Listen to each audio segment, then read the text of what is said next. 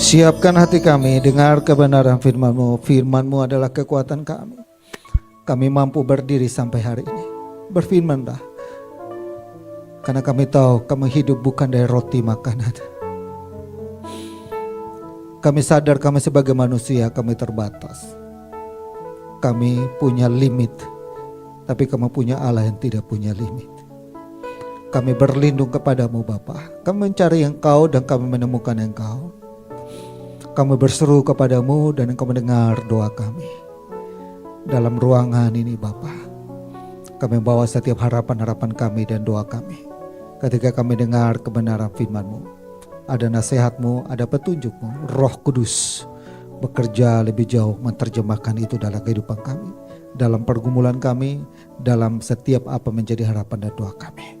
Terima kasih Tuhan, dalam nama Tuhan Yesus, haleluya, amin. Ya, silakan duduk saudara.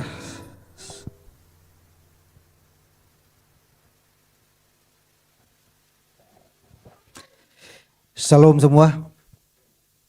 Ini oke, aman lah Erik. Hari ini kita di bulan Februari, kita belajar satu tema yang luar biasa. Mungkin saya minta tolong Adel untuk form. Ini ada beberapa yang sudah balik ke saya, ada yang mungkin masih belum atau ada yang belum dapat. Boleh Bapak Ibu dibagikan ke yang belum dapat, boleh dibagikan. Nanti ya bagi ke Bapak Ibu yang belum dapat, ada beberapa yang sudah masuk dan kita sama-sama untuk saya ingin kita di tahun 2026 ini kita mengalami sesuatu yang seperti firman Tuhan katakan. Kita bilang gini, tahun ini kita tahun di mana semua yang Tuhan firmankan itu tidak ada yang tidak digenapi, tapi semuanya terpenuhi. Amin. Dan itu saya rindu pun setiap doa-doa kita di tahun 2025 mungkin belum digenapi, kita berharap digenapi. Maka kan saya sepanjang tahun ini saya sudah bikin tema tahunannya di sini. Dan juga setiap bulannya kita mau ngapain, mau kita bahas tentang apa, saya ingin supaya kita sama-sama, bukan Bapak Ibu saja yang saya ingin Bapak Ibu, tapi saya juga pribadi juga sama. Ketika saya duduk tengah malam dan belajar tentang kebenaran itu, banyak wahyu yang Tuhan bukakan dan itu memberkati banget. Bahkan mungkin Bapak Ibu mungkin tiap pagi, saya kadang kirim seri renungan itu saya udah buat minta tolong kita kan manusia, AI tolong buatkan saya dulu, dibuatkan. Dulu itu saya dulu ngedit gitu tuh lumayan, karena kan saya harus cari gambarnya, cari bikin motionnya supaya bergerak, saya harus cari titelnya supaya bisa ini. Sekarang semuanya itu sudah dipermudah sedemikian rupa. Saya tinggal klik, saya kasih prompt, saya klik, dia sudah jadiin. Tapi memang ada beberapa yang kadang mesti saya harus perbaiki. Karena kan kadang bahasa Allah, kalau prompt saya kan salah sedikit, dia sebut Allah yang seberang sana. Jadi saya harus benahin dia dulu. Sama ada kala beberapa yang mungkin kelihatannya dia cadel, dia vokal. Saya berkali-kali untuk record untuk supaya pakai suara saya, tapi gagal. Jadi itu ada triknya atau ada itunya, tapi saya berkali-kali record, tapi kok bahasa saya kok datar gitu kan. Selamat pagi Bapak Ibu semuanya gitu kan. Jadi saya bilang, kok intonasinya gini, saya udah hampir 10 kali, udah belasan kali saya cobain tapi gagal. Jadi saya coba dulu yang di hari dia. Nah, karena kita ada di satu era yang agak beda. Saya juga sedang ngambil kuliah, saya bilang ini teman-teman semua satu angkatan doktor, ngajar di sini, Kem lu kapan? Tunggu saya baru kasih kabar. Jadi saya baru mulai juga, eranya sudah beda saudara, eranya sudah beda.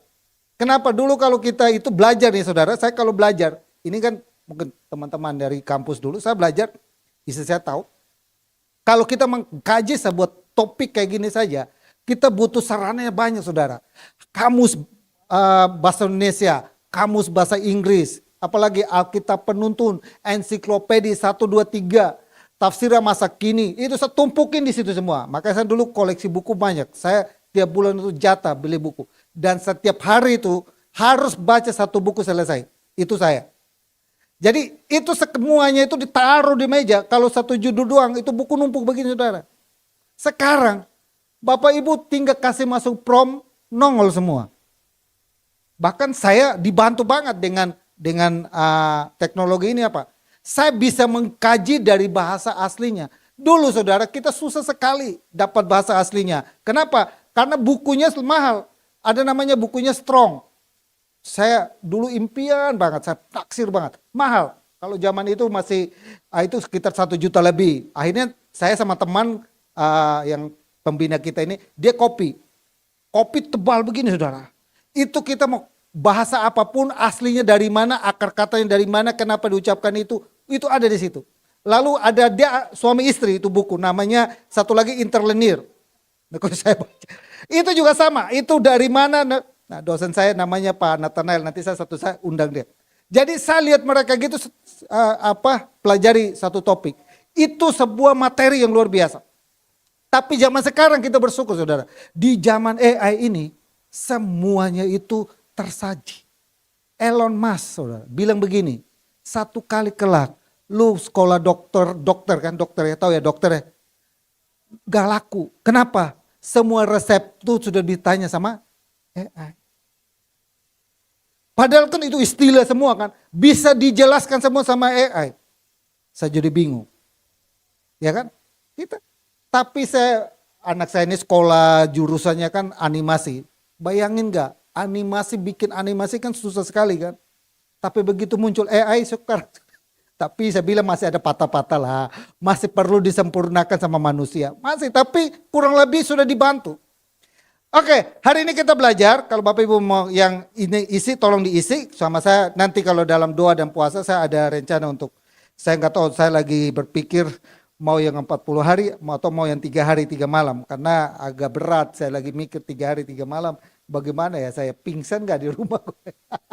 Atau sekarat gak gue di rumah ya? Karena saya juga mau supaya Bapak Ibu ngalami seperti firman Tuhan itu, kita sama-sama ngalami. Jadi saya mau supaya apa yang saya bergumul tentang gereja ini, tentang pekerjaan Tuhan di tempat ini, dan Bapak Ibu punya gumulannya itu, kita sama-sama berdoa supaya terpenuhi. Amin. Oke, kita masuk ke materi kita. Bisa ya Erik ya? Ya. Oke, ini hari ini kita belajar tentang The Covenant Keeper. Nah, ini keren-keren sedikit lah. I little lah. Ya, saya belajar untuk coba ngerti tentang Bapak Ibu. Artinya apa saudara? Dalam bahasa Indonesia, Tuhan setia menjaga janjinya. Nah inilah Tuhan setia menjaga perjanjiannya. Semua di dunia ini hampir ya Bapak Ibu ya, dalam relasi kita, untuk urusan yang serius, pasti kita gunakan perjanjian. Gak mungkin kan, suami istri mau menikah gak janji dulu, janji ya. Jangan jahat-jahat lo sama gue ya, janji. Maka kan ketemu cari pendeta, di dalam situ ada perjanjian. Jadi setia waktu susah maupun senang, hidup bersama, itu perjanjian. Terus kalau kita mau ibadah di sini pun, kita mesti ngomong dengan pihak hotel. Ngomong, kita ada perjanjian. Pak Pendeta, jangan lama-lama ya, cuma 4 jam Pak. Bapak cuma dikontrak di sini 4 jam. Dan jangan lupa, Bapak harus bayar. Kewajiban saya menyediakan tempat buat Bapak, kursi buat Bapak, proyektor buat Bapak. Tapi speaker dari Bapak, ya perjanjian. Ada tempat enggak? Ada buat saya taruh barang. Oh ada, itu kita ada perjanjian, persetujuan. Kalau enggak, nah kita enggak bisa. Nah itulah hidup ini hampir semua. Sesuatu yang serius, yang benar-benar mengikat, itu ada perjanjian.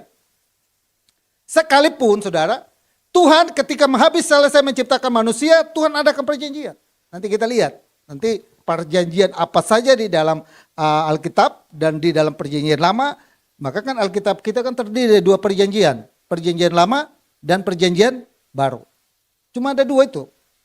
Mau yang lama atau yang baru? Baru lagi. Baru. Oke, Berikutnya saudaraku yang saya kasih dalam Tuhan Yesus, berikutnya adalah dasar Alkitabnya saudara. Kenapa saya sebut seperti itu? Karena gini, Ulangan pasal 7 ayat 9. Sebab itu haruslah kau ketahui bahwa Tuhan Allahmu, dialah Allah yang setia, yang memegang perjanjiannya dan kasih setianya terhadap orang-orang yang kasih kepadanya dan berpegang pada perintahnya sampai kepada beribu-ribu keturunan. Mazmur pasal ke-89 ayat 4. Aku tidak akan melanggar perjanjianku dan apa yang keluar dari bibirku tidak akan kuubah. Lukas pasal 1 ayat 72. Untuk menunjukkan belas kasihannya dan mengigat perjanjiannya yang kudus.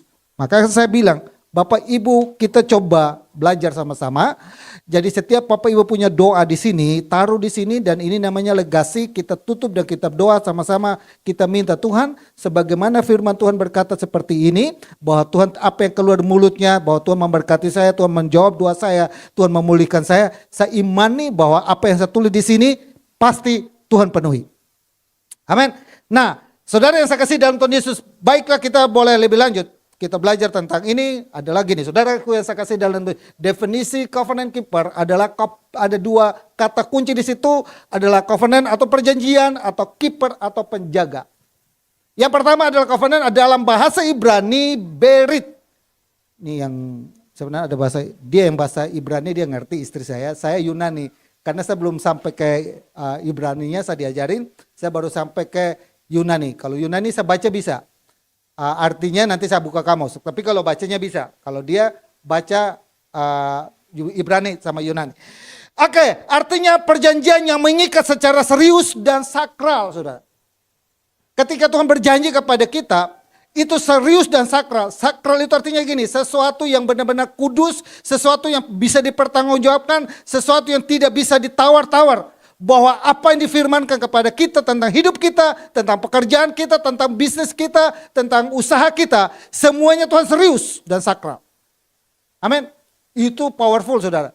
Saya waktu dapat tema tahun ini, saya ingin sama-sama saudara, bukan Bapak Ibu doang, sama-sama kita serius tentang firman Tuhan. Amin. Yang kedua dikata di Ulangan pasal 79, yang memegang perjanjiannya kasihnya. Dalam bahasa Yunani diateke. Sebenarnya ada perjanjian yang ditetapkan sepihak oleh yang berdaulat. Ini tidak ada tawar, jadi tinggal disodorkan. Kalau kamu setuju, ikutin. Disodorkan kepada Adam, disodorkan kepada Nuh, disodorkan kepada Abraham, disodorkan kepada Daud, Salomo, dan disodorkan kepada bangsa Israel, Musa, dan disodorkan kepada. Nah itu diateke, artinya covenant. Lukas pasal yang ke-22 ayat 22. Cawan ini adalah perjanjian baru. Dia tekane oleh darah. Dulu saya kalau belajar Alkitab itu saya buka ada sepunya kamu Alkitab bahasa Yunani itu saya beli. Dan saya belajar itu. Itu cawan ini adalah perjanjian baru. Waktu kita perjamuan kudus di minggu lalu. Tiap kali kita perjamuan kudus. Bapak Ibu pikir itu sesuatu yang maka kan ada orang yang saya pernah suka saya tegur orang karena kenapa? Kadangkala kita itu menggampangkan perjamuan kudus. Ya kan? Jadi setiap hari perjamuan kudus, dia ambil perjamuan kudus, dia taruh di rumah, dia stok di rumahnya, pagi mau keluar dia ambil perjamuan kudus, dia makan, dia keluar. Enggak, saudara. Coba Bapak Ibu pelajari baik-baik. Kenapa kita di gereja itu, saya di sini, saya sama teman saya, kami dua eksegesa, kami berdua menyelidiki tentang harus dipersiapkan. Hatinya harus benar. Lalu masih marah-marah sama orang, tiba-tiba lu perjamuan kudus. Alkitab bilang, waktu kamu tidak berkenan, kamu berdosa. Maka kan perjamuan kudus itu gak segampang itu. Tiap hari kita harus, sebulan sekali. Nanti kita masuk kepada pelajaran itu. Berikutnya saudaraku yang saya kasih yang kedua adalah keeper. Bahasa Ibraninya samar. Artinya menjaga, memelihara, mengawasinya dengan sungguh-sungguh. Amin. Amin ya. Jadi the covenant keeper adalah Tuhan berjanji tentang kehidupan kita. Tuhan berjanji tentang masa depan kita. Tuhan berjanji tentang keluarga kita. Dia sungguh-sungguh dia menjaganya supaya apa yang dikatakan itu digenapi dalam hidup kita. Wow, amin. Maka kan samar. Ulangan pasal ke-7, Allah yang setia yang memegang perjanjiannya, hasamar, haberit, dan kasih setianya. Ini kalau ngomong, ini Bu Rita Wahyu, saya suka ikutin dia, jadi saya kutip dia punya konteks. Ini saudaraku yang saya kasih dalam Tuhan Yesus. Dia menjaga sedemikian rupa, dia sungguh-sungguh tentang apa yang dikatakan. Beda dengan kita manusia ya, kita manusia janji jam 9. Saya awalnya saudara, saya kalau orang dari luar negeri ya, bukan orang Indonesia ya. Saya ngomong orang luar negeri, misalnya orang Amerika. Bapak Ibu nggak bisa bilang orang Amerika. Bapak Ibu mesti misalnya datang kerja di perusahaan Amerika gitu kan. Dia bilang jam 9 saudara. Bahkan 9 kurang 10 menit, 15 menit dia sudah ada. Beda dengan Indonesia saudara. Jam 9 kita janji. Bisa nanya, Pak, Bu, Bapak Ibu, pemberkatan jam berapa? Jam 3. Oke, saya hubungi pemusik, saya hubungi siapa lagi? MC, ya dong, saya bilang ini, dan pemusiknya bilang begini, Pak, jam berapa mulai? Jam 3. Oh, jam 3 saya bisa. Kalau lewat dari itu saya tidak bisa, kan kita juga deg-degan kan. Datang jam 6. Jam 3 sampai jam 6. Saya mau nanya kepada Bapak Ibu, kira-kira ini orang serius nggak mau nikah? Ini orang serius nggak mau pemberkatan? Nah kan saya jadi bingung kan. Saya sudah pendeta, sudah pakai dasi, sudah siap. Makan sudah kenyang. Habis sudah berapa piring. Oh ini orang nggak nongol-nongol. Pengantin pria sudah nongol. Pengantin wanita belum nongol. Keluarga pria sudah nongol.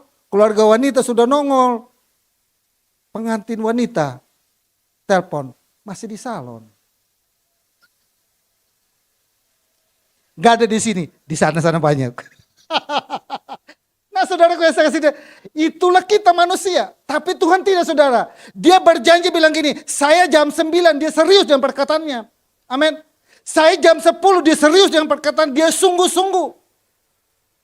Kalau kita masih bisa tawar-menawar, tidak. Maka kan saudaraku yang saya kasih, saya mau supaya kita hidupi firman Tuhan. Oke, berikutnya. Jadi saudaraku yang saya kasih ini, saya kasih tabel tentang perjanjian. Kita hari ini belajar banyak tabel. Supaya Bapak Ibu ngerti tentang perjanjian-perjanjian apa saja. Jadi saya bongkar beberapa perjanjian yang harus kita tahu bersama. Kita belajar saudara, saya juga belajar, Bapak Ibu juga belajar. Yang tabelnya saudara, ada perjanjian Eden, dalam perjanjian lama ada perjanjian Adam. Allah dan Hawa, Allah, Adam dan Hawa. Mereka tiga, setelah itu ada perjanjian Adam, Allah dan manusia digenapi dengan Kristus.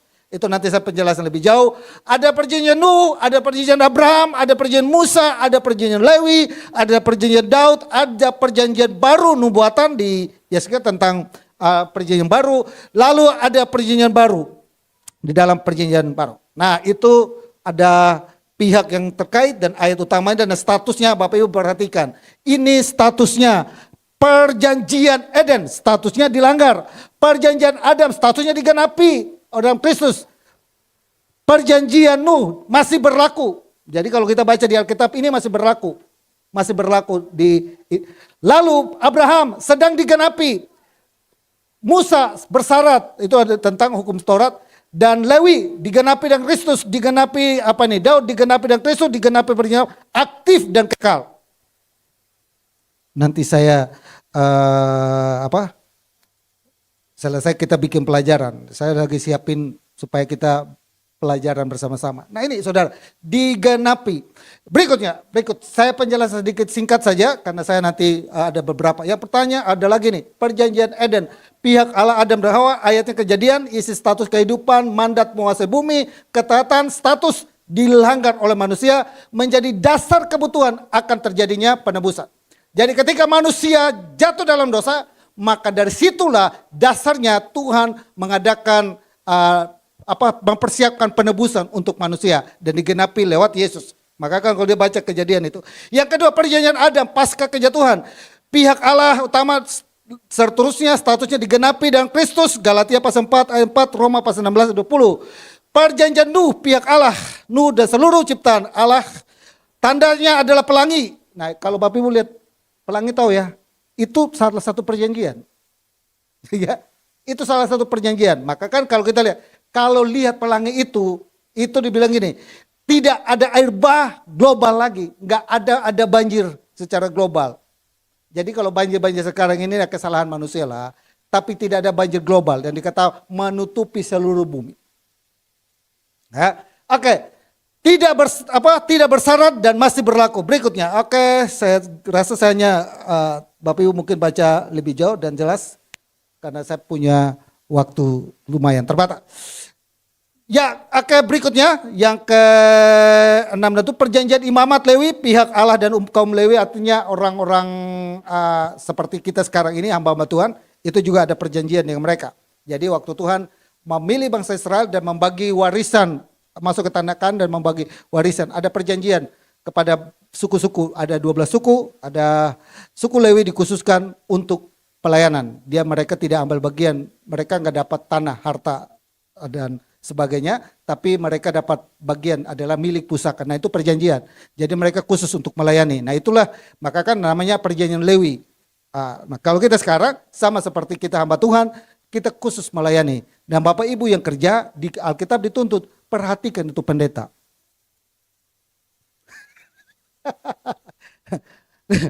Perhatikan itu pendeta. Kalau teman saya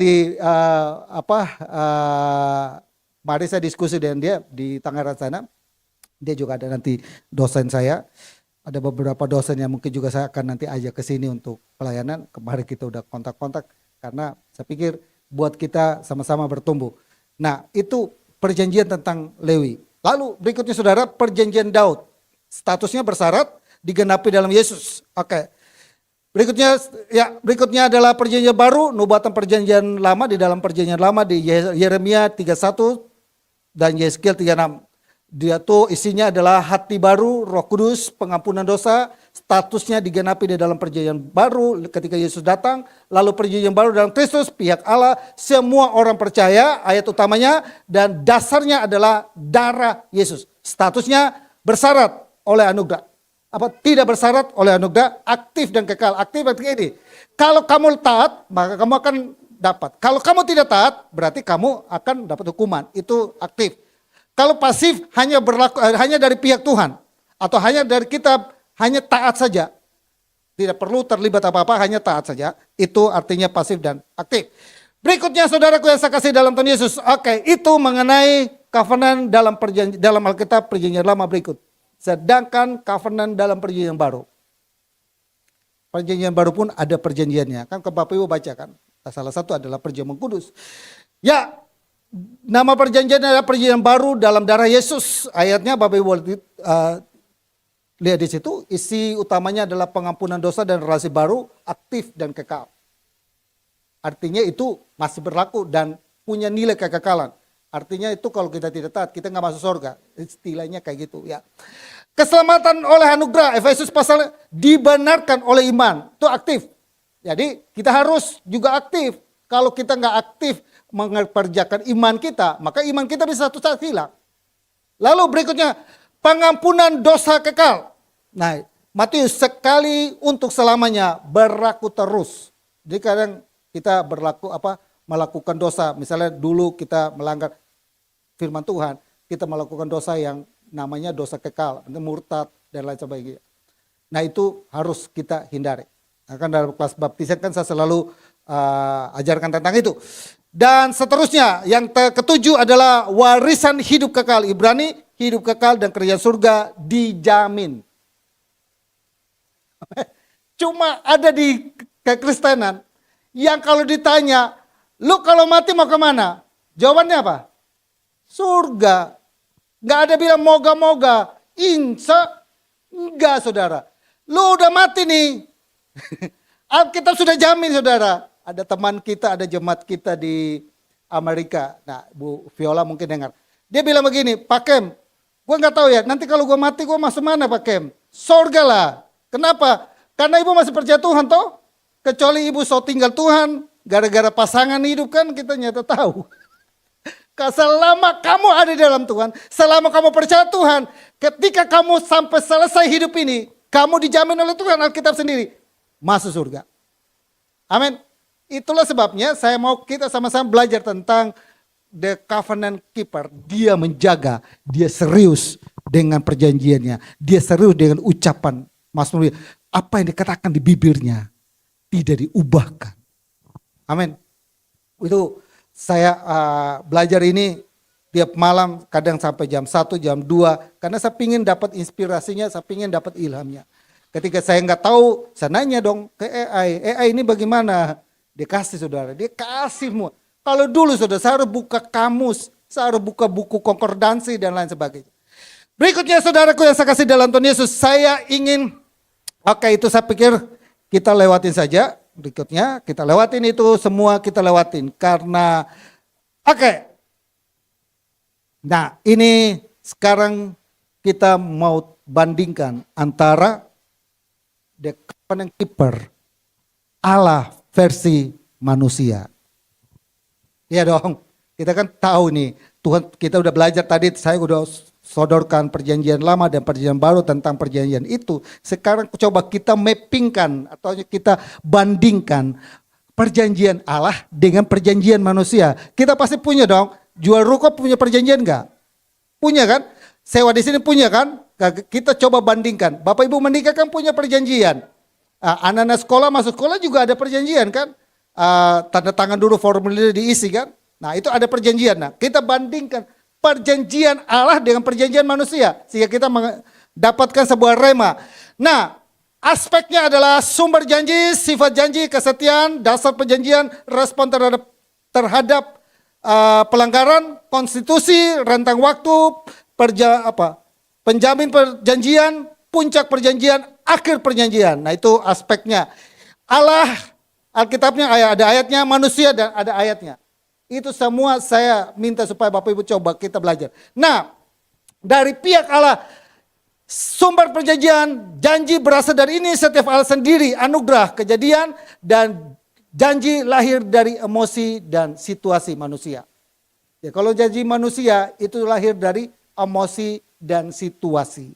Maka enggak heran saudara, kalau manusia lahir dari situasi dan emosi, hari ini abangku banyak duit, aku sayang, abangku gak ada duit. Aku tendang. Kenapa? Karena lahir dari emosi dan perasaan. Ya kan? Hari ini kita baik sama orang, orang bisa baik kepada kita. Kalau kita tidak baik sama orang, orang bisa tidak baik sama kita. Itu lahir dari emosi dan perasaan. Manusia saudara, rapuh dan bisa berubah. Kalau kita bandingkan, sifat janjinya itu rapuh dan bisa berubah. Kesetiaan, manusia setia bersyarat sering gagal. Tentang kesetiaan, janji tentang kesetiaan. Kan minggu lalu saya pernah kasih perumpamaan tentang satu pasangan suami istri. Dia janji setia sampai maut memisahkan. Jadi dibilang sama istrinya, aku tidak bisa hidup tanpa kamu. Gitu. Aku selalu setia sama kamu.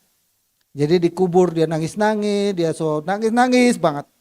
Tiba-tiba dia bilang, oh dode ngana so pergi gitu, kita sendiri. Aduh, so tidak ada ngana lagi, siapa yang kasih kita kopi, teh, biasa ngana masak pe kita, lain sebagainya, ada kenang-kenangan gitu kan.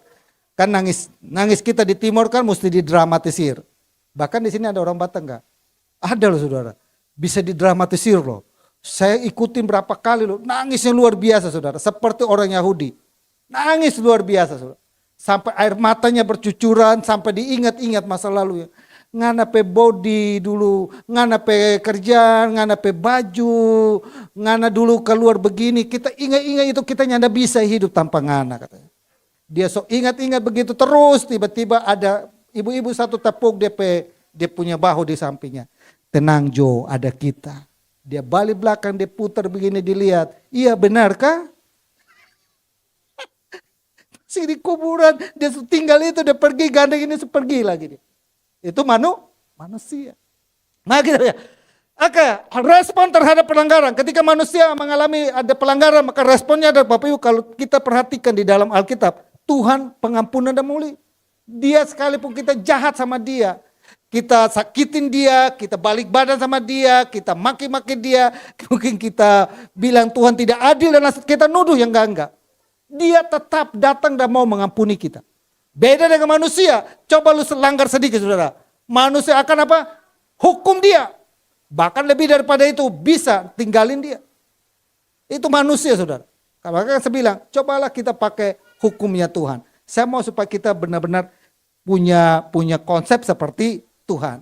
Sehingga manusia adalah, maksudnya kita adalah sedikit, manusia juga ego kan. Kalau kita nggak ada egonya juga kasihan juga kan. Mana manusia nurut terus kan. Enggak mungkin ya, harus kita juga ada ego. Tapi kita punya seperti Tuhan, harus punya pengampunan. Kalau kita perhatikan lagi apa? Oke, kita masuk ke penjamin perjanjian. Kalau Allah sendiri menjamin perjanjian, nah sedangkan manusia tidak mampu menjamin dirinya, boro-boro ya.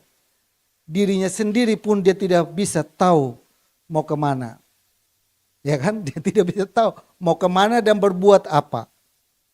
Ada pernah anak sekolah minggu, istri saya dulu pernah riset ke anak-anak sekolah minggu. Ditanya sama istri saya. Salah satu anaknya Pak Roni. Kamu kenapa tiap minggu ke gereja? Jawabannya apa? Ya daripada gue di rumah nganggur.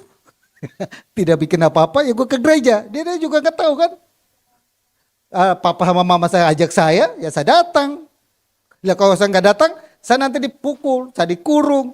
Dulu saya pernah ngajar di MNC dekat itu tuh Pak Haritanu punya anak tuh Warren sama Valen. Nah Valen itu dulu jadi asisten, jadi saya gurunya, dia asisten saya. Dia udah nikah dan dulu ngajar itu ada satu anak saudara, anak sekolah minggu, waduh luar biasa, anaknya badungnya luar biasa. Jadi saya minta tolong kalau dia masuk, tolong kamu pegang baik-baik. Jadi sepanjang minggu itu, sepanjang ngajar itu, anak ini pegang ini anak, gak boleh lepas sedikit saudara. Dia cari itu anak, dia tonjok-tonjokin saudara. Kan kasihan saudara. Ya, saya pernah strap dia, gak tahu itu anak masih hidup. Saya pernah strap dia, saya kurung dia. Lu itu lagi om kunciin di sini, tinggal lu sendiri. Nah itu kan manusia saudara. Manusia kan didikan kayak gitu kan. Ancaman dan hukuman. Maka kan saya hindari itu, kenapa? Saya dulu dididik kayak gitu saudara. Ancaman dan hukuman. Dan bikin saya jadi takut buat apa-apa. Tapi saya bisa keluar dari itu saudara. Saya bisa keluar, saya bisa explore diri saya sendiri. Maka saya itu selalu ingin bebaskan anak itu untuk explore dirinya. Tapi tetap terkendali. Oke, berikutnya saudaraku, puncak perjanjian. Oke, berikutnya adalah nah ini akhir dari keselamatan dan hidup kekal, kegagalan tanpa anugerah. Dari semua perjanjian kita, kadang-kala kita manusia, kalau Tuhan berjanji kita punya hidup kekal. Kadang kalau kita manusia, kadang gagal dan tidak punya masa depan. Tapi kita yang ada dalam Tuhan, Tuhan berjanji, Tuhan memulihkan kita, Tuhan menolong kita, Tuhan memberkati kita. Amin. Berikut, 14 menit lagi, kita cepat saja karena waktunya sudah menunggu. Nah ini saudaraku yang sekali, ada 3 pengertian tentang the covenant keeper. Yang pertama adalah the covenant keeper summer berit. Bahasanya Ibrani sudah mulai muncul ya. Inggrisnya belepotan, belum selesai, masuk ke Ibrani lagi, lebih belepotan lagi. Maklum ya buat ahli-ahli teologi tentang bahasa, maklum dulu. Ini baru belajar kita. Oke. Allah yang menjaga dan memelihara perjanjiannya. Ulangan pasal 7 ayat ke-9 kita sudah baca. Dan dasar bahasa asli ini Ibrani. Menjaga, mengawasi, melindunginya dengan setia. Perjanjian yang mengikat secara hukum dan relasional. Maksudnya atau makna teologisnya ada, Allah bukan hanya membuat perjanjian tetapi menjaganya secara aktif. Tidak membiarkannya rusak oleh waktu, situasi atau kegagalan manusia. Jadi gini saudaraku. Dia memperhatikan setiap apa yang difirmankan di dalam Alkitab yang kita baca. Dia memperhatikan itu. Dia kenali itu. Dan dia tahu tentang kelemahan kita. Bahwa kita ini manusia lemah. Waktu dia berjanji dengan Adam. Dia tahu bahwa Adam pasti gagal. Bukan dia nggak tahu. Dia tahu. Maka ada bilang begini. Kalau dia tahu Adam gagal. Kenapa dia bikin pohon pengetahuan yang baik dan jahat? Bisa aja dia langsung bikin manusia nggak ada pohon pengetahuan yang baik. Kenapa dia lakukan? Karena kalau kita perhatikan di Alkitab, ada sesuatu yang Tuhan mau taruh di dalam manusia namanya free will, kehendak bebas. Dan kehendak bebas ini harus diuji. Dia memilih taat kepada Allah atau dia memilih untuk membelakangi Allah. Dan ternyata dia gagal. Dia memilih untuk membelakangi Allah. Dan saat itulah manusia gagal. Maka kan saudaraku saksi, dia memperhatikan itu. Dia tahu kita gagal. Dia tahu Adam gagal. Dia tahu Adam tidak mampu. Tapi kita bersyukur saudara, kita diciptakan manusia. Kita tidak diciptakan seperti malaikat. Kalau Bapak Ibu perhatikan di Alkitab, malaikat salah langsung jadi setan. Ya kan? Manusia salah, lu datang kepada pendeta, kita minta ampun di doa, diampuni saudara. Itu bedanya, dia jaga sedemikian rupa. Hari ini kalau malaikat salah, maka malaikat itu berusaha supaya mereka tidak salah. Kenapa hari ini mereka salah? Tidak ada pengampunan. Maka Tuhan jadikan kita manusia seperti ini. Karena dia tahu kita gagal. Dia tahu kita mudah mengingkar janji. Dia tahu. Tapi perhatikan. Dia datang saudara, Adam kamu di mana? Saya tahu kamu gagal. Saya tahu kamu tidak bisa taat. Tapi dia datang mencari kita. Itu luar biasa saudara. Ini sama seperti kita orang tua, ini anak bandel. Saya sudah ingatkan dia, saya sudah larang dia, saya sudah hati-hati. Jangan makan buah itu, perhatikan ya nak. Iya. Ya kan, ada yang pasti bilang gitu. Kamu semua boleh kamu makan, tapi di situ kamu jangan makan ya. Iya. Ya kan. Tapi dia tahu juga bahwa kamu iya-iyanya kamu ini labil. Iya-iyanya kamu ini satu saat pasti kamu membelakangi saya. Tapi ketika hal itu jadi, apakah dia marah? Enggak saudara. Kalau kita belajar di Alkitab, di Kejadian, dia enggak datang, lu udah makan ya, gua tampar pipi kiri, pipi kanan enggak. Oh lu udah makan ya, gua kutukin lu ya. Enggak saudara. Dia datang, bahkan Alkitab bilang begini, awal mulanya tadi kita baca, adalah alat dipakai untuk penebusan. Sarana yang dipakai untuk penebusannya apa? Dia menyembelih, apa saudara? Binatang. Dan di situ dikatakan tumpah darahnya ada yang dikorbankan untuk memakai itu kepada Adam. Prosesnya susah nggak? Susah. Bagaimana kulit itu bisa jadi baju? Nggak mungkin kan kulit binatang, kan kita baca di Alkitab kan gitu kan. Kulit binatang, kan berarti darah-darah itu dong. Tuh. Si Adam kan dipakai gitu. Enggak saudara, diproses. Awal mulanya bisnis garment kayaknya mulai dari situ. Maka kan gak heran ya kalau bisnis garment yang dari kulit-kulit binatang itu kan mahal. Ular, apalagi zebra, itu kan diproses sedemikian rupa untuk jadi pakaian yang mahal. Amin. Dia datang, dia memperhatikan. Bahkan ketika Yesus datang pun, Yesus waktu datang itu menggenapi dalam Kejadian. Bahwa tadinya mereka menggunakan korban binatang, hewan dan lain sebagainya. Sekarang sudah tidak gunakan itu. Hanya mempercayai Yesus. Percaya kepada Yesus. Semua korban-korban perjanjian lama itu digenapi di dalam Yesus. Kita cuma hanya bilang begini, Yesus aku percaya kepadamu. Kuasamu dasar buat hidup saya. Sudah jadi kita. Oke, berikutnya saudaraku. Yang kedua. Yang kedua saudaraku yang saya kasih dalam Tuhan Yesus adalah ada tiga pengertian tentang the covenant keeper adalah the covenant keeper emunah. Apa nih? Allah yang setia dan konsisten pada janjinya. Ratapan pasal yang ketiga ayat 22 sampai 23. Tak berkesudahan kasih setia Tuhan. Tak habis-habis rahmatnya. Selalu baru tiap pagi. Besar kesetiaannya. Amin ya. Setiap pagi kita bangun. Dia kasih udara segar yang baru. Bayangkan kita ada di satu ruangan yang pengap. Ya kan? Kita ada di satu tempat penjara yang pengap. Udaranya itu-itu aja, nafas lu balik lagi ke hidup lu, keluarin lagi. Kan? Pakai helm kan biasa kan gitu kan. Waktu kita pakai, waktu corona itu kan kita udah pakai helm, pakai masker, tutup begini. Udara itu sirkulasi ke situ lagi. Bahkan itu menjadi racun. Tiap pagi kita bangun, ada udara segar yang baru bangun. Kebaikan Tuhan baru tiap pagi kita bangun, ada berkat-berkat baru yang Tuhan siapkan buat kita. Ada suasana hati kita yang boleh diubahkan, untuk terima berkat itu. Ada pikiran-pikiran baru kita. Waktu kita tidur kita tanpa sadar, tubuh kita secara otomatis mendetoks atau membuang sel-sel atau membuang penyakit-penyakit yang merugikan tubuh kita itu dibuang. Secara tidak sadar kita tentang hal itu. Maka pertama kali saya bangun dalam hidup saya selalu berkata, puji Tuhan, bersyukur selalu bisa hidup sampai hari ini. Amin ya. Nah saudaraku, emunah bukan maimunah.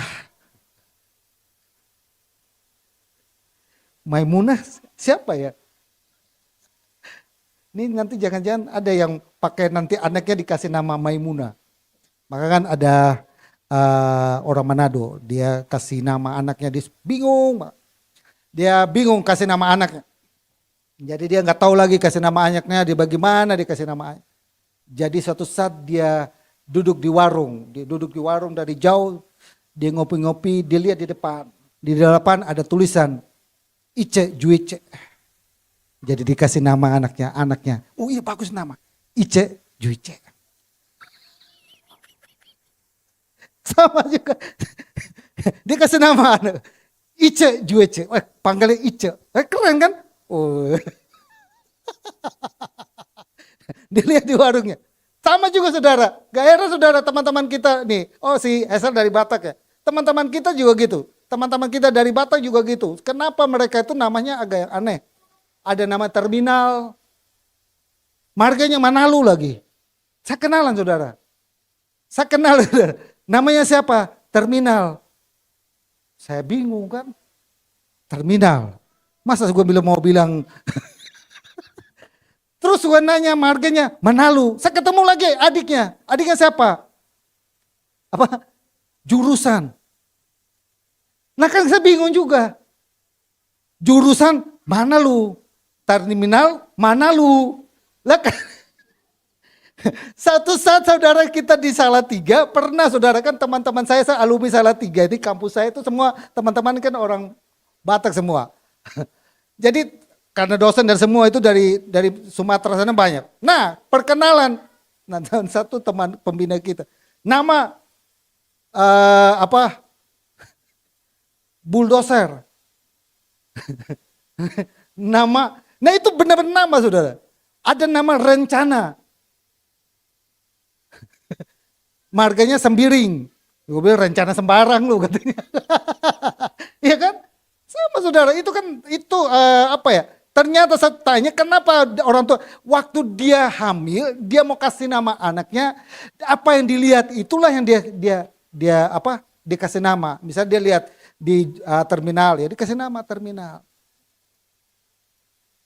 Dia lihat raja, dia kasih nama raja, tapi raja apa? Guguk. Jangan lihat ke saya, guguk ya. Ya kayak gitu saudara, tapi saya unik ya benar-benar. Saya sampai di Kalimantan juga gitu. Ini namanya biar apa Pak? Ya namanya biarin aja. Jadi waktu dia sakit nih, panggil Pak Pendeta, tolong doakan, biar saja. Biar nanti dia sembuh. Jadi saya datang dia didukung saudara. Namanya Pak Biar, dia dukung. Dia bakar ini dupa, ayam, perut-perutnya gitu kan. Jadi waktu dia sakit sampai biarkan dia. Karena dia sudah punya dewatanya, biarkan dia. Biarkan dia masuk rumah saya, Pak Pendeta tolong doakan, biarkan dia. Ya kan? Ada namanya Pinguin. Panglima burung itu. Gue pikir Pinguin beneran loh. Gue doain, pernah saya saksian di sini yang dipanahin saya, lalu dia habis saya doain mereka berlutut dan saya baptis mereka. Pinguin. Nah, saudara ya, samar. Artinya dia memperhatikannya, dia setia dan konsisten menjaga janjinya. Dia setia terhadap perkataan. Kita mungkin tidak setia terhadap perkataan kita. Ingat, Tuhan setia terhadap perkataannya. Maka kan saya bilang, isi ini saudara. Isi ini dan sama-sama kita doa. Pernah ada satu hamba Tuhan di sini berdoa. Dia suka doa puasa. Saya ingin juga saudara, saya ingin. Kenapa? 40 hari saya sudah pernah lakukan 2 kali. Dan saya ingin juga 3 hari 3 malam. Dan di dalamnya kami sebagai hamba Tuhan, maka tadi kita perjanjian Lewi, kami ditugaskan untuk mendoakan Bapak Ibu. Saya mau ambil posisi itu. Untuk jemaat saya di GBIWC, saya coba ambil bagian itu. Taruhkan pokok doa Bapak Ibu di sini. Dan nanti di dalam doa, mau tiap hari. Ini istri saya, lu alarmnya ganggu saya katanya. Karena jam 3 lu udah bangun kan, ganggu kan.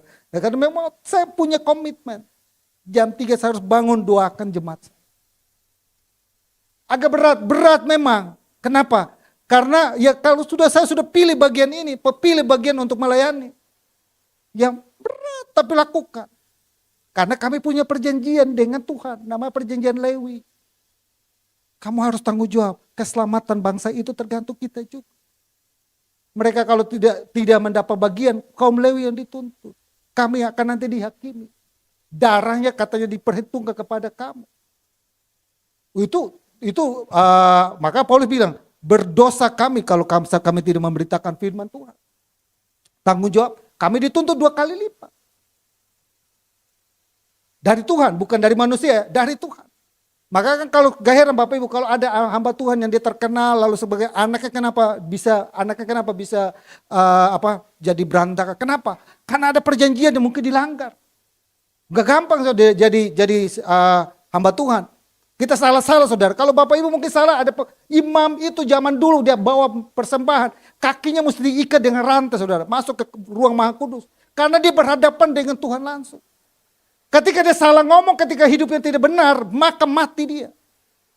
Umatnya dosanya dia bawa kepada Tuhan di dalam bait Allah. Dia tidak mempersiapkan dirinya, mati dia di sana. Tuntutannya berat buat kami sebagai hamba Tuhan. Tapi kita ketika menyerahkan diri mengambil bagian itu, lakukan. Maka kan saya bilang, isi ini dan kita sama-sama berdoa. Saya percaya bahwa 2026 jemaat Tuhan di GBIWC, apa yang kau harapkan dan doakan, pasti digenapi. Amin. Berikut, yang ketiga. 30. Yang ketiga adalah the covenant keeper, artinya pistos, bukan pistol. Atau anak saya juga beli pitatos, bukan. Pistos. Allah yang setia, tetap setia, sekalipun manusia tidak setia. Dia setia, sekalipun kita tidak setia. 2 Timotius pasal 2:13, jika kita tidak setia, ia tetap setia karena dia tidak dapat menyangkal dirinya. Pada dasarnya dia ini orang setia, dia ini setia. Lu mau bolak-balik bagaimana, lu mau dari kiri ke kanan, dia setia. Jadi mau dari muka, dari belakang, dari kiri ke kanan, itu setia. Jadi waktu kita tidak setia, tidak mengubah pendiriannya. Waktu kita menipu diri kita dan kita menipu dia, tidak mengubah dirinya, dia tetap setia. Amin. Maksudnya adalah saudaraku yang saya kasih dalam Tuhan Yesus, setia dapat diandalkan dan tidak berubah. Maknanya adalah dalam perjanjian baru Allah menunjukkan dirinya sebagai penjaga perjanjian kekal. Melalui Kristus ketidaksetiaan manusia tidak membatalkan kesetiaan Allah. Melalui Yesus kesetiaan kita yang tidak setia itu bukan berarti dibatalkan. Dia tetap setia sekalipun kita tidak setia. Kita tidak setia dengan dia, dibilang carilah aku maka kamu akan, maka mungkin kita cari yang lain, cari dukun. Saya sama teman saya, kita dua selidiki, dia sudah sampai ke seri yang, kenapa saya bilang sama dia? Karena dia yang menggali, saya yang mengedit, jadi ilmunya kan saya dapat. Sekalipun saya tidak sekolah teologi yang tinggi-tinggi, dia yang sekolah teologi yang tinggi-tinggi, dia yang habis khotbah, dia gali sendiri, dipusing sendiri, gue yang edit, gue yang dapat rema. Itu tentang 10 sesi tentang dunia roh. Waktu dia buka saudara, wow. Ada dunia roh yang orang yang datang kepada, ada satu raja namanya Saul. Dia datang kepada petenung. Manggil roh arwah Samuel.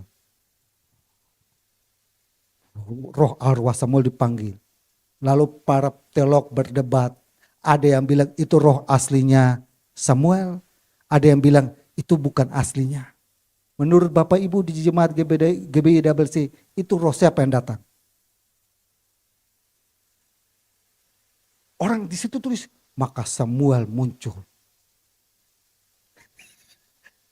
Dia 10 sesi. Dia sesi bahas tentang Roh Samuel itu 2 sesi. Saya dapatkan. Saya bilang, Pak, saya kalau kasus seperti Samuel dan ini, kampung saya banyak. Dan dia juga sharing, kalau di kasus seperti Musa, Bapak Ibu tahu Musa dan Firaun, tongkat jadi ular. Setan pun bikin tongkat jadi ular loh. Kalau itu saya nggak lihat. Tapi seperti Samuel ini, kampung saya itu banyak, saya bilang. Waktu papa saya meninggal aja, mereka cerita, papa lu siapin makanan di depan pintu, di jendela, nanti papa datang makan. Ya makan siapa? Gue makan. Waktu papa gue hidup, gak dikasih ayam goreng. Tapi begitu papa udah meninggal, bilang mau papa gue mau datang, disiapin ayam goreng yang gue makan. Makanya kakak saya datang itu. Saya di kampung ini juluki saya setan. Kenapa? Orang-orang yang suka setan buat setan-setan, gue bikin setan lu orang. Kenapa? Kenapa? Lu orang itu kayak maksudnya nggak masuk akal gitu loh.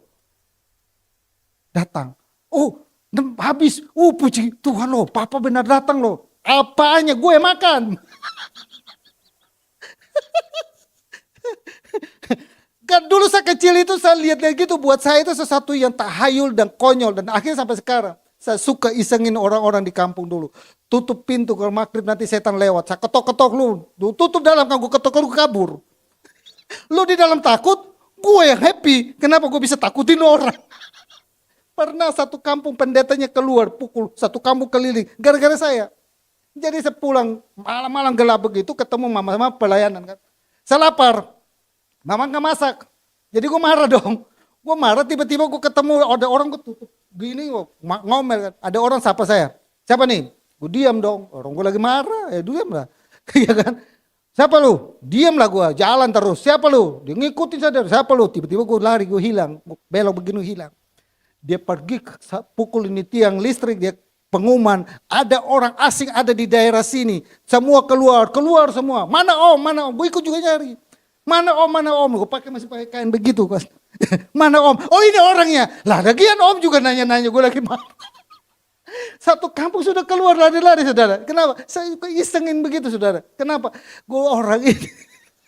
Nah, waktu kita pelajari tentang panggil roh itu saudara, hati-hati, maka saya itu paling sensitif. Saya paling benci orang mesti pergi ke dukun nanya-nanya. Kenapa? Gue dari sana, kampung saya mainnya gitu. Papa saya punya kakak perempuan, saya hampir mati gara-gara papa saya punya kakak perempuan main gitu. Saya naik di atas satu, saya ketemu ada simpannya dia, ternyata ular. Hampir saya mati, saya jatuh dan lutut sini luka, saya duduk makan di situ, tiba-tiba anjing datang gigit saya saudara. Dari kepala sini, sampai lari sini, saya lari gitu, dia gigit saya hampir mati saudara. Papa saya marah. Nah makanya saya bilang saudara, kalau di kampung saya yang dukun-dukun gitu banyak. Tapi selama saya di sana saudara, saya kasih tahu Bapak Ibu, saya suka larang waktu bawa istri. Saya lihat sendiri saudara, Yesus namanya punya kuasa. Amin. Kalau di sini kan kita cuma lihat setannya kata orang saudara. Saya lihat mata sendiri. Dan saya buktikan, Yesus saya lebih besar daripada setan itu. Amin. Saya lihat mata saya sendiri. Saya lihat dia berhadapan dengan saya sendiri. Menyerupai orang. Fisik to face menyamar jadi teman saya namanya Sep. Itu saya lihat sendiri. Kakak saya di Sulawesi pernah sama kakak perempuan saya di Kupang pernah dibawa ke bumbungan batu. Itu pernah saudara, dia tiba-tiba menyamar lalu menyala, lalu kita pikir itu teman kita, dia bawa kita, masuk kita ke hutan. Maka kan dulu saya masih kecil di kampung, tiap bulan itu pasti ada pemanggilan untuk cari orang hilang. Kita bawa apa? Karena gitu saudara. Dia nyamar. Amin. Saya bilang saudara, kasus yang ada di Samuel itu bukan datang dari Samuel, itu setan. Bapak Ibu perhatikan di kaca, maka muncullah sesuatu dari dalam bumi. Sedangkan Bapak Ibu perhatikan, si Paulus menjelaskan itu kepada kita bahwa dia pernah diangkat naik ke tingkat yang ketiga, langit tingkat yang ketiga. Dan dijelaskan lebih jauh, langit tingkat yang ketiga dikatakan adalah Firdaus. di atas. Anak Tuhan datangnya di atas. Kita ketika meninggal, waktu orang dimati di atas kayu salib, lalu orang itu bilang begini, Tuhan ingat aku apabila engkau datang kali yang kedua. Yesus bilang, hari ini juga engkau bersama aku di Firdaus. Dia bukan muncul dari bumi, saudara, tapi muncul dari, harusnya Samuel dimuncul Firdaus. Maka kan kisah di Lukas pasal 15 antara orang kaya dan orang miskin, Lazarus, itu kisah itu menjelaskan itu dan kita pelajari tentang itu lebih jauh. Oke, itulah sebabnya saudaraku yang saya kasih dalam Tuhan Yesus, mari kita belajar sama-sama tentang the covenant keeper. Dia setia menjaga perjanjiannya terhadap jemaat di GBI Double C, supaya ini jemaat diberkati. Amin. Supaya ini jemaat selalu dilindungi, supaya ini jemaat selalu dipagari hatinya, pikirannya. Mungkin tubuhnya sudah dipagari, tapi hatinya, pikiran kalau nggak dipagari, ameo-ameo lewat, amoy-amoy lewat. Pikirannya sudah mulai, tahu nggak Pak? Dia sama siapa di kamar nanti? Nah kan kita kan bingung kan, pikiran kita jadi, hati dan pikiran kita dijaga. Hati ini perlu dijaga, pikiran ini perlu dijaga. Sehingga benar-benar kita alami the covenant keeper dalam kehidupan kita. Tuhan Yesus memberkati. Tundukkan kepala dan kita berdoa buat kebenaran firman Tuhan. Bapa kami dalam surga, dalam nama Tuhan Yesus, bersyukur selalu Tuhan untuk kekuatan-Mu, untuk kebenaran firman-Mu. Apa yang Kau firmankan, apa yang Kau janjikan terhadap hidup kami, terhadap keluarga kami, terhadap kesehatan kami, terhadap pekerjaan kami, terhadap masa depan kami, terhadap semua yang kami harapkan dan doakan. Alkitab berkata, apa yang Kau minta akan diberi, apa yang Kau doakan akan dijawab, dan apa yang Kau harapkan pasti digenapi dalam hidupmu. Terima kasih Tuhan, terima kasih materaikan firman-Mu, materaikan itu semua dalam hati dan pikiran kami.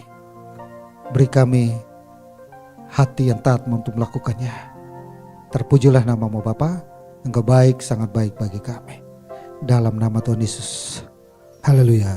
Amin. Amin Bapak Ibu, silakan